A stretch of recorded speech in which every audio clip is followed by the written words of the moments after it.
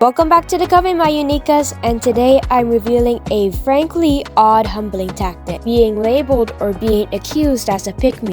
According to Urban Dictionary, a pick-me is a woman that is willing to do anything for male approval.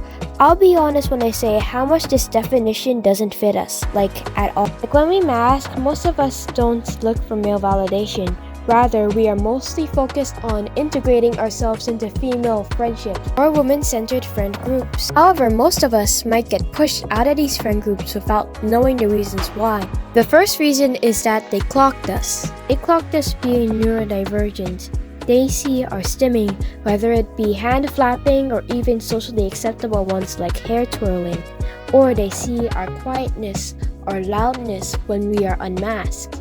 See a plethora of our traits, and they will automatically deem us to be weird, and as a result they will excommunicate us from their friend group. However, some of them might still keep you around, but as their court jester rather than their friend.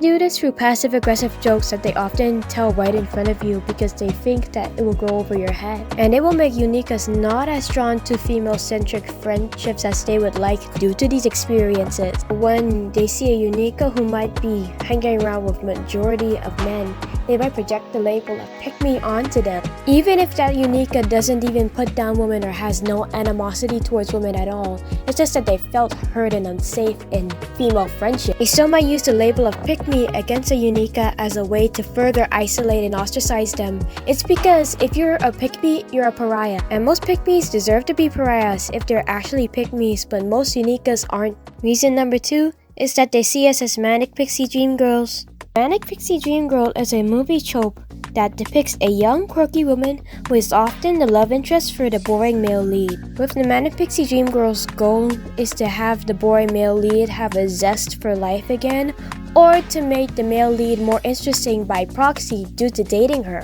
Think like Summer or Ramona Flowers. This trope often reflects the actual behaviors of neurodivergent women, albeit more romanticized. However, this trope is still a male-centered fantasy, so it's easy for them to be lumped in with pick-me. For in meat space, you sometimes see pick-me's emulating the Manic Pixie Dream Girl. It's because it serves two functions, that being to disassociate from the woman around you by displaying quote-unquote quirky behaviors, and to also directly advertise yourself to males who might be interested in this trope. That's why you see these pick-me's just putting down women for not being as quirky as they are when they literally got their personality from a TV trope. While we Uniqas and neurodivergent women are the foundation for your dating playbook.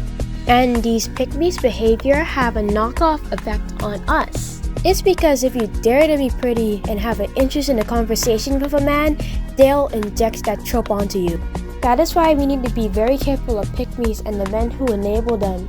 It's because they might think that we are pick-me's due to their preconceived notions and the fact that we might surround ourselves with actual pick-me's. So stay on code. The final reason as to why they call us pick-me's is because they're projected. And I'll be honest, I see this the most in the black community. I feel like every woman, no matter their community, has been socialized to be a pick-me. However, I see this emphasized in the black community. That's why some would still carry out pick-me tendencies, even if they don't know about it themselves. However, if they know it, at least in their subconscious, they will try to project it onto us to alleviate that cognitive dissonance. It's because they see our neurotypes as ways to appeal to the male gaze, when spoiler alert, it isn't. That concludes our 4th video of Uniqa Humbling Tactics.